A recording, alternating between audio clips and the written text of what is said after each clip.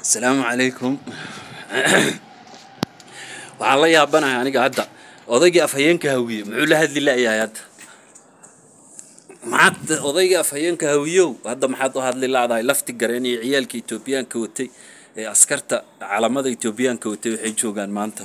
muqdisho ay joogaan lama hadlayso waayo waa baqaysaa laakiinse sida loo bixiyo waa taqaanaa amarada mahad karatay iyo Cali Dheere iyo Faad Yaasiin iyo guryahooda ha loogu daato adeer